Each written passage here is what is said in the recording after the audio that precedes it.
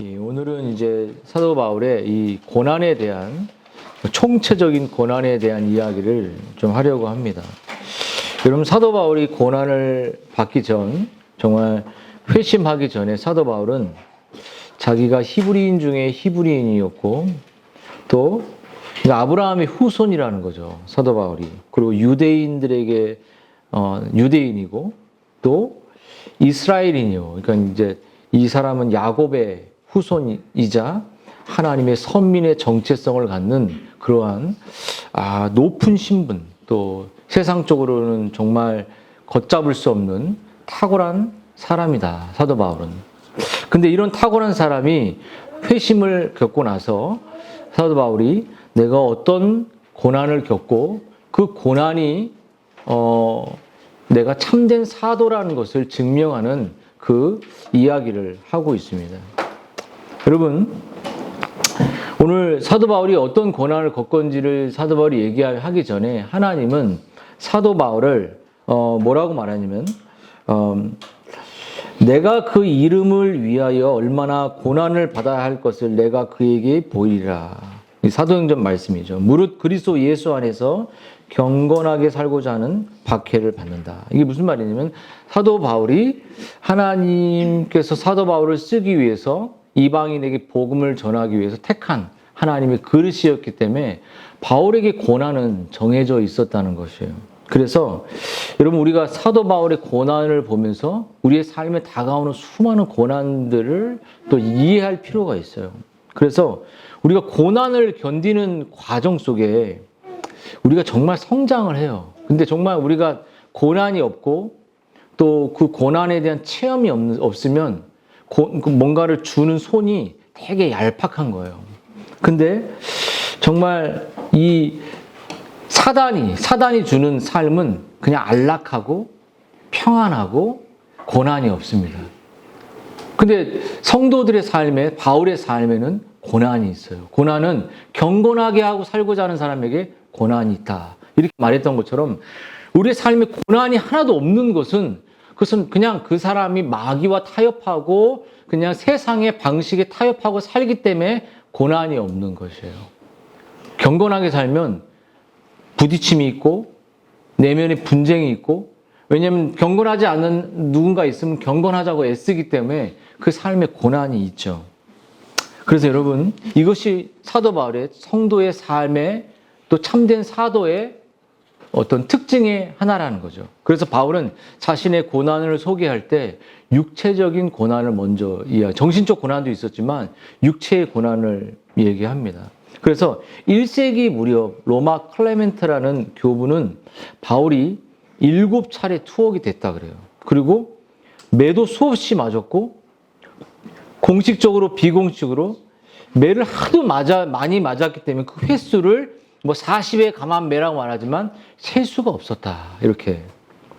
그리고 양쪽인 동족과 이방인 모두에게 사도 바울은 거의 구타 수준의 삶을 살았죠. 그래서 정말 자기가 유대인과 이방인들에게 얼마나 매를 맞으면 195회 정도를 맞았다고 그래요. 그래서 정말 사도 바울은 뭐라고 말하냐면, 여기 in danger of death라고 말하면 자신이 죽을 뻔했고 그냥 자신의 삶은 죽음의 삶이다, 이렇게 말해요. 죽음의 삶. 그래서 사도 바울은 고린도전서 15장에 나는 날마다 죽는다, 이렇게 말했어요. 그러니까는 바울의 삶은 그냥 매일매일 죽는 삶이었어요. 매일매일. 이게 성도의 삶이라면 여러분, 안락하고 편안하고 그냥 서비스 받는 그러한 예배당에 앉아서 그 어느 걸 택하시겠습니까? 근데 이 후자를 우리가 택하고 싶죠, 마음적으로는. 편안한 길. 근데 여러분, 수없이 사도 바울은 그렇게 목숨을 위협하는 일들이 많았다는 거죠. 그래서 좀 더 내용들을 살펴보면 바울은 정말 3번 태장 맞고 40의 감한 매를 5번 하고 돌에 맞고 3번 파선됐다 그래요. 근데 여러분, 오늘 성경을 이렇게 쭉 보면요, 바울의 파선이 어땠냐면 얼마나 여행 중에 힘들고 고난이 많았고 그 배에 파선이 많이 적혔을 때 배에 잔해를 붙들고 일주일을 살아갈 수밖에 없었던 그 물속에서. 그런 고난을 이렇게 겪었다고 하죠. 여러분, 그 자신의 그 고난 속에 생겼던 그 흉터를 갈라디아서는 나는 자랑하고 싶다. 사람들은 그 고난의 흔적을, 창피의 흔적을 지우고 싶지만 정말 바울은 그 내면에 하나님 때문에 자기가 인내했고 하나님 때문에 겪었던 육체적인 그 찢김, 그 상처를 좀 자랑하려고 합니다. 여러분 어떻습니까? 우리 선교사님들 보면은 선교가 잘 되시는 분도 있고 또 그런 분들 보면 좀 이렇게 자랑하고 싶은 마음이 있나요, 선교사님? 그런 선교사님들도 있나요?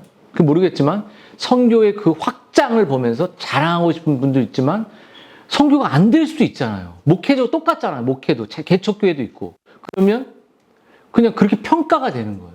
후원도 잘 그렇게 들어오고. 근데 여러분 바울은 그렇게 여행, 강의 위험과 신의 위험과 광야의 위험과 바다의 위험. 여러분 이 바울이 회심하기가 무섭게 이 동족의 끊임없는 고통을 겪었죠. 그래서 거의 폭력 수준의 고통을 당했습니다. 근데 바울에게 가장 많이 힘들었던 건 뭐냐면 육체적인 매맞음과 이 자지 못함과 굶주림 이런 것도 있었지만 이 사람들의 위험, 자신의 믿었던 사람들이 등지고 동족들이 자기를 공격하는 거짓 교사들이 들어와서 자기를 이간질하고 자기를 무너뜨리고 그 복음의 진리를 훼손하는 그 자기 사랑했던 사람들이 자기를 다 떠나는 이러한 고통을 사도 바울이 겪었죠. 여러분 사도 바울은 이러한 삶을 사면서 여러분 정말 자신의 이 생계, 자신의 여기 보면 27절에 수고하며 애쓰고 여러 번 자지 못하고 줄이고 목마르고 여러 번 굶고 헐벗었다. 여러분 우리 중에 이렇게 목회하면서 굶고 헐벗을 것이라는 생각을 평생 한다면 얼마나 힘들겠어요. 언젠가 여기서 벗어날 거야라는 사망을 갖기 때문에 하지 바울의 삶은 늘 굶고 헐벗었습니다. 자지도 못했어요. 그래서 늘 줄이고 목말라서 자신의 생계를 자신이 스스로 일하고 벌어야 했고 또 도움을 받아야 했죠. 여러분 이렇게 바울의 삶에는 이렇게 매일의 고난이 늘 있었다는 하나님 그렇게 고난을 허락하시죠. 근데 이런 바울의 고난이 육체적인 고난보다 더 심한 고난은 바울은 오늘 28절 3절을 보면 정신적인 고난이 더 컸다는 거예요. 여러분 여기 이제 성경에 보면요. 이 일 외에 더 많은 고난이 있었다는 거죠. 이 일을 육체적인 고난을 고사하고 나는 날마다 내 속에 눌리는 일이 있다. 내 속에, 마음속에. 그건 뭐냐면 모든 교회를 위하여 염려하는 것인데 이 어떤 염려냐면 누가 약하면 내가 약해지고 누가 넘어지면 나도 넘어지고 이게 얼마나 귀한 일입니까? 여기 지체 한 명이 약해지면 우리가 전체가 교회가 약해져요. 이게 개척교회의 이 장점 같은 놀라운 일이죠. 누가 실족해서 넘어지면 우리가 전체가 실족해요. 우리 한 가정이 누가 나가면 마음이 팍싹 주저앉잖아요, 우리가. 응? 여러분, 그런 것처럼 이런 바울 사도의 이 고난의 목록은 육체적인 고난이 바울에게는 정점이 아니라 그는 정신적인 고난이 너무 이게 그 프레스가 컸던 거예요. 그래서 이 정신적인 고난은 육체적인 고난보다 더 아프고 더 힘든 거예요. 그래서 바울은 이 교회를 향한 염려가 늘 있었습니다. 교회의 미래, 지체들의 영혼의 상태 이것들을 보면서 늘 마음이 막 무너져 있는 사도 바울이 고통받고 있는 일이죠. 여러분 어떤 이 바울이 같은 이 공감 능력이 얼마나 뛰어납니까? 한 지체가 약해지면 바울도 약해지는 거예요. 그래서 제가 승민이한테 깨어 있어라. 그럼 우리가 한 명이 깨어 있는 게 지체에게 얼마나 큰 힘이 되는지를 이제 서로가 알아야 되는 거예요. 오늘 애 봐주니까 깨어 있나 할 때, 잠깐 눈이 흐트러져 있길래 몽둥이 들고 뒤에서 이제 그런 것처럼 여러분 한 지체가 실족하고 세상의 아픔을 통해 넘어질 수 있죠. 그러면은 우리도 아무것도 해줄 수 없기 때문에 넘어지고 약해지는 것을 바울이 겪고 있다는 거예요.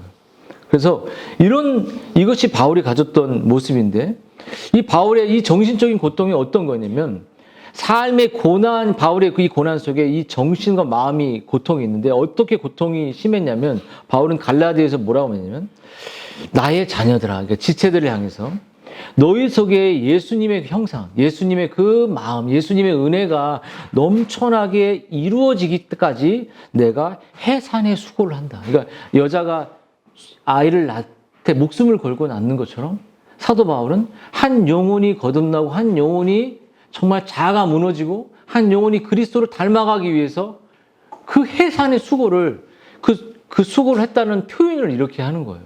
이 정신적인 이 고통, 그 아이를 정말 건강하게 출산하고자 생명을 건 그것을 그렇게 표현한 거죠.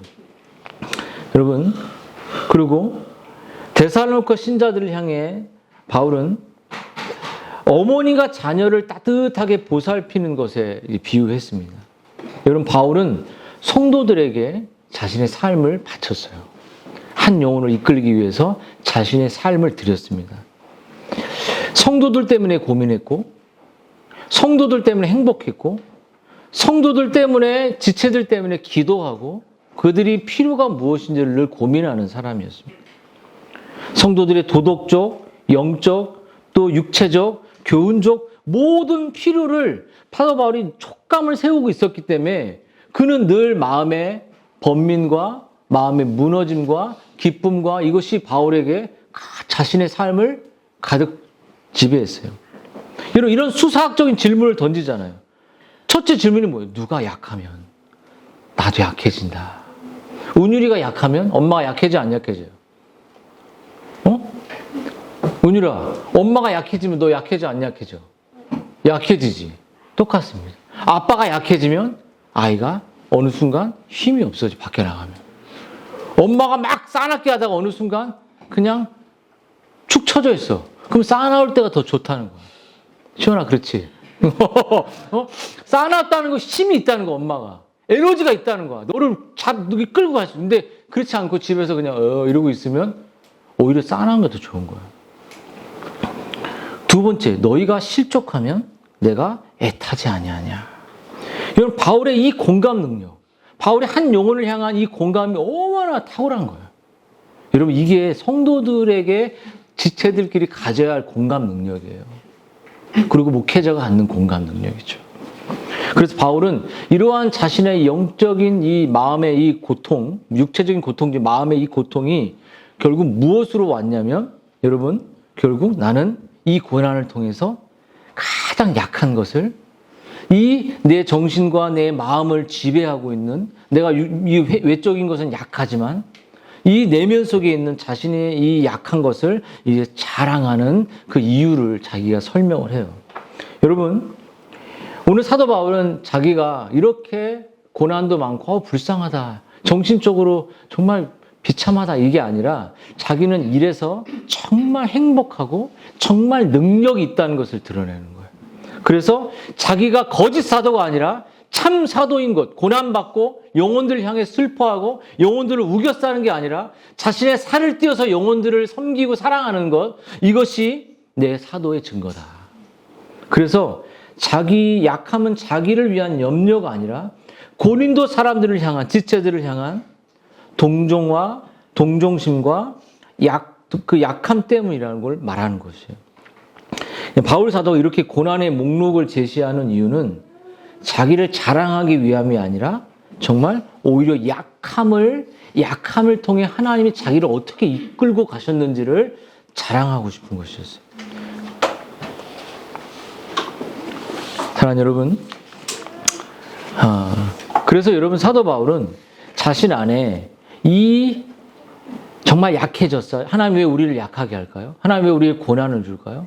그래서 오늘 아까도 말했던 것처럼 우리의 자아와 우리의 부패와 우리가 스스로 우리 자신을 의지하고 자랑하고 작은 것이라도 있으면 붙잡으려고 하는 나 자신의 그 외적인 것들을 내려놓게 만드는 거죠.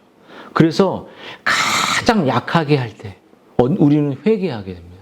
가장 우리를 자아가 무너지게 될 때 우리는 그리스도를 바라보게 됩니다. 그리고 내 안에 아무것도 없는 능력 없는 나 자신을 바라보게 될 때 정말 그리스도를 의지하게 될 때 그리스도의 능력이 그 영혼과 그 가정에 그 교회에 흘러가죠.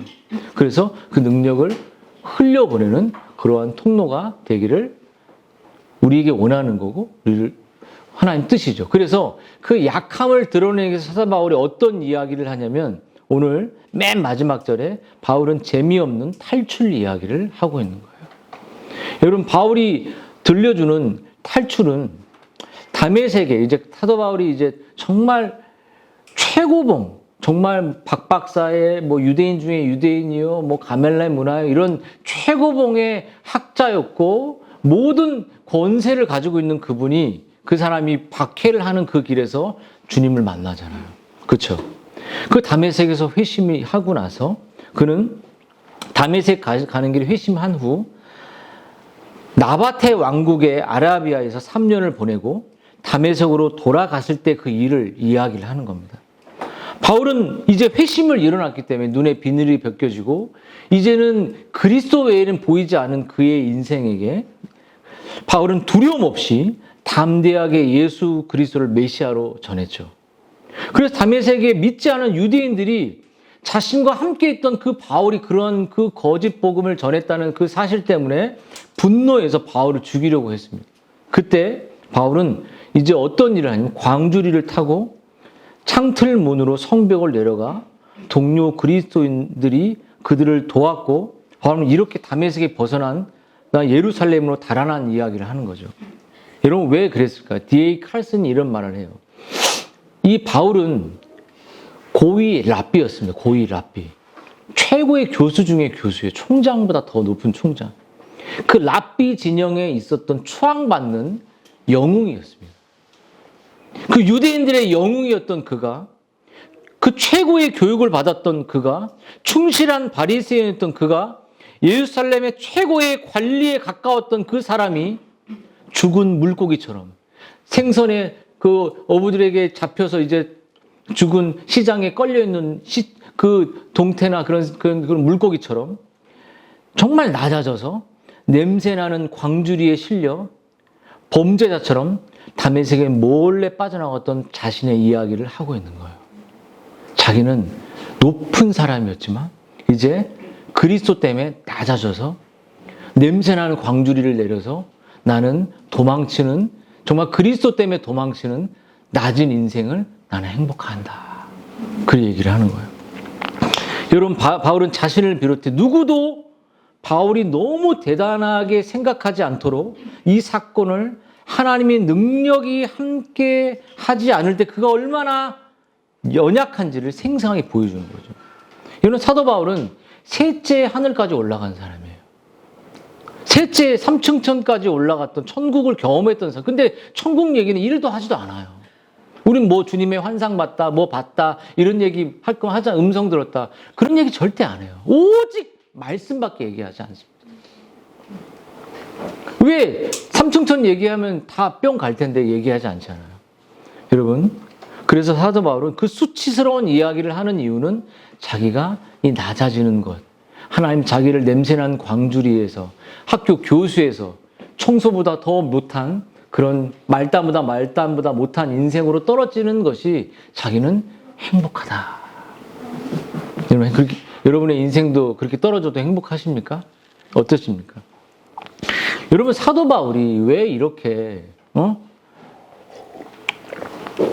낮아지고 육체적으로 정신적으로 이렇게 낮아지는 것을 기뻐하고 이 진리를 거부하는 많은 거짓 교사들과 싸우고 투쟁하고 찢기고 동족이 떠난 것을 슬퍼하는 이 육체적 정신적 고난을 감당하면서도 이 길을 갔던 그 이유는 뭘까요?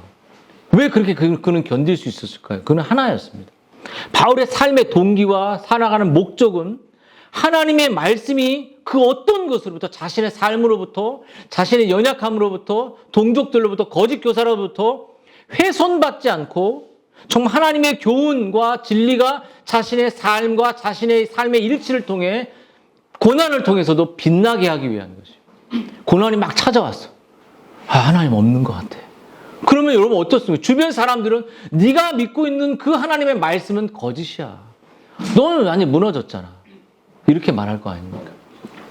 그래서 사도 바울은 정말 하나님의 교훈과 하나님의 이 교리의 진리가 자신의 삶에 오류가 없고 완전한 하나님, 부족하지 않은 하나님, 내 삶의 외적은 가난해지고 막 정말 아픔이 오고 정말 그럴지라도 자기가 그것을 버티고 변호하고 그 길을 올곧게 가는 딱 한 가지 이유는 이 진리가, 이 계명의 말씀이 맞다, 완전하다, 하나님 실수가 없다, 이것을 말이 아니라 삶으로 드러내는 거예요.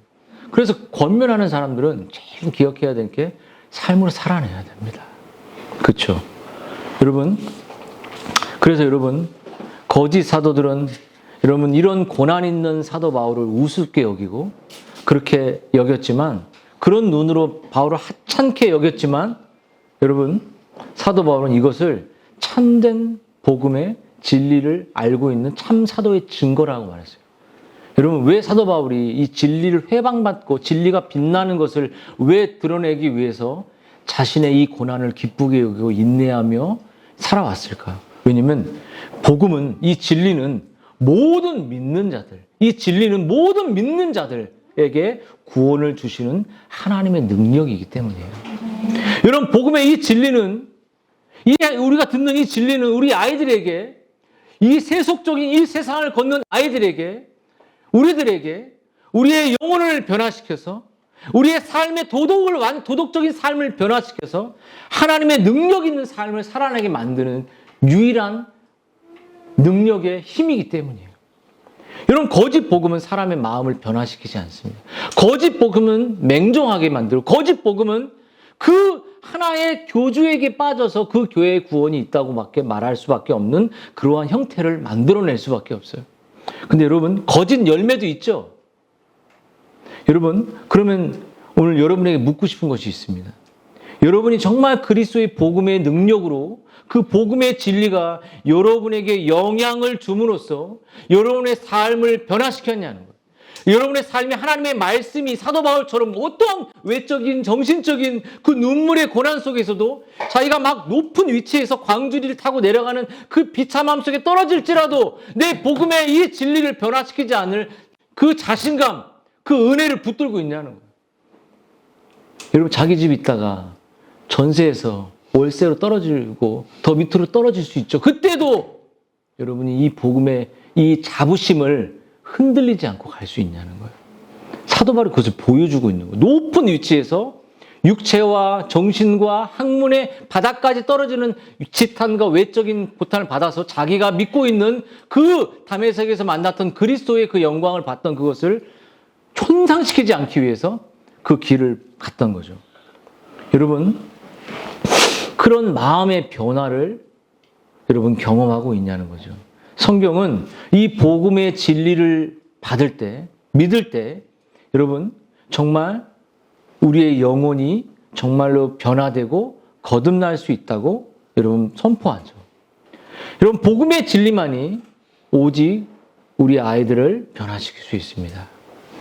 여러분, 복음의 진리만이 오직 우리의 삶의 한계 앞에 다시 웃고 또 그것을 살아낼 수 있는 힘을 주죠.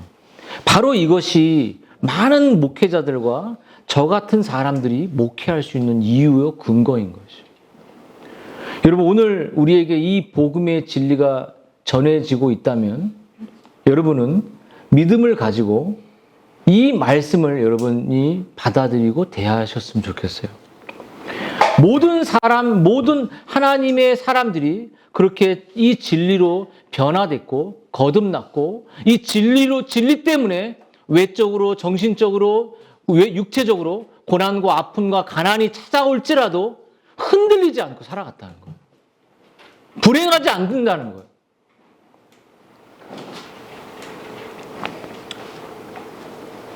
여러분, 이런 거짓 진리에 현혹되지 말고 이 진리를 붙드는 거죠. 그래서 사도 바울이 우리들에게 도전하는 것은 복음의 이 진리를 믿고 있다면 말로만 하지 말고 삶의 진리로, 삶으로 복음의 진리를 증명하는 거예요. 여러분의 현장에서. 여러분, 우리들의 삶은, 우리들의 언어는, 우리들의 정말 대화는, 우리들의 모든 순간순간들은 복음의 진리를 증명하는 현장입니다.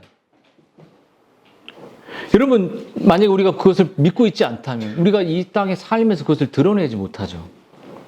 여러분, 사도 바울이나 말씀을 전하는 목사에게만 해당되는 게 아니라 오늘 우리 예수 그리스도를 믿고 사랑하는 우리 모든 지체들에게 여러분이 복음의 진리를 정말 믿고 그 복음의 진리가 여러분에게 큰 능력과 은혜로 임했다면 그것을 삶으로 일상에서 살아내야 된다는 거예요.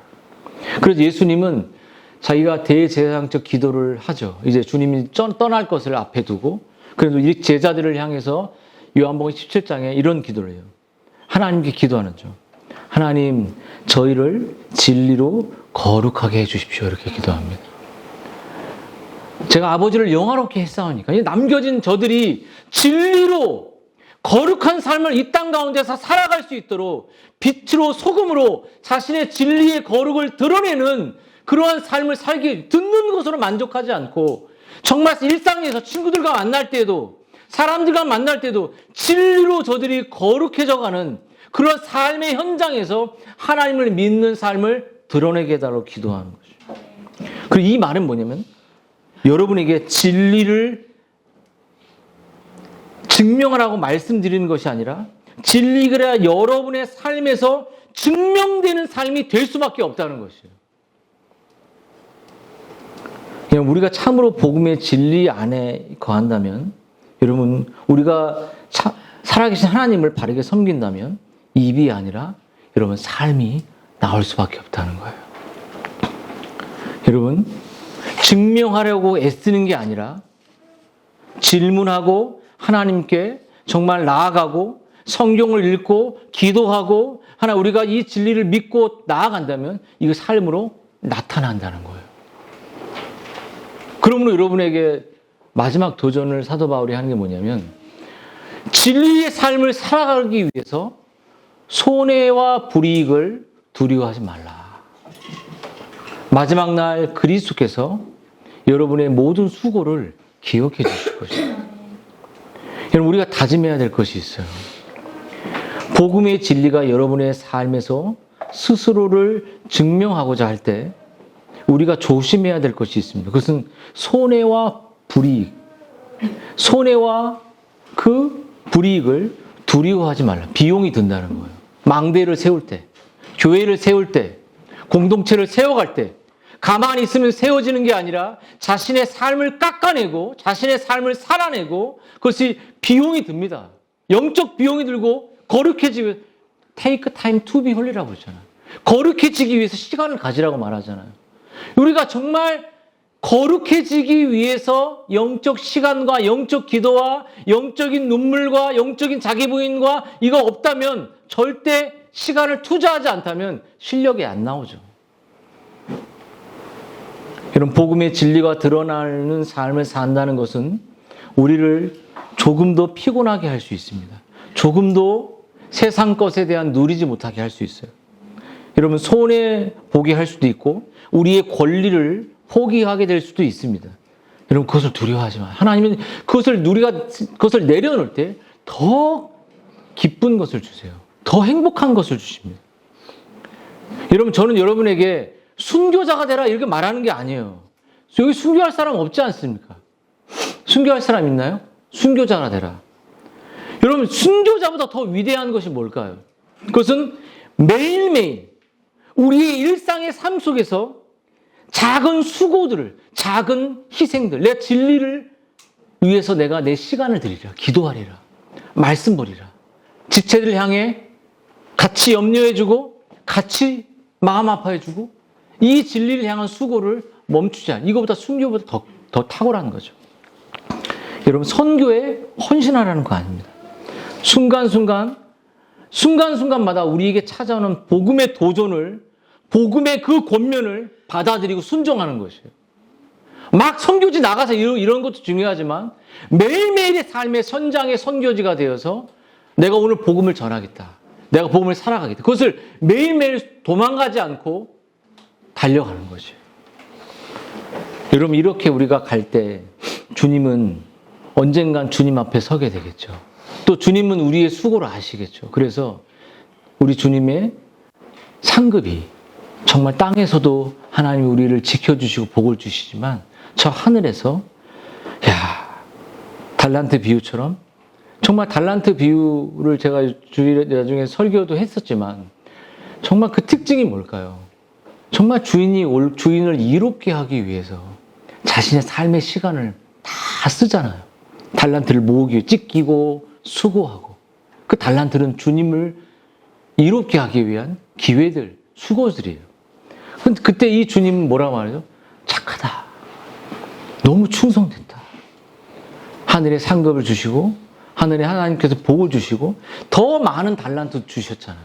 이렇듯이 여러분 언젠가 우리의 삶에서 주님 앞에 서게 될 때 그것은 행복한 시간이 될 수도 있고 언젠가 주님 앞에 서게 될 때 단 한 달란트 받은 사람들은 어디로 떨어졌습니까?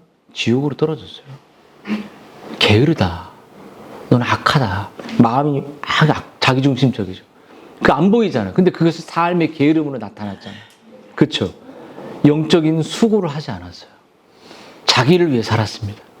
그 사람은 뺏어서 지옥에 떨어지는 거예요. 뺏기기만 하면 좋지만 기회가 박탈되는 것만 좋지만 슬피 울며 이를 가는 그런 인생이 떨어지게 된 거예요.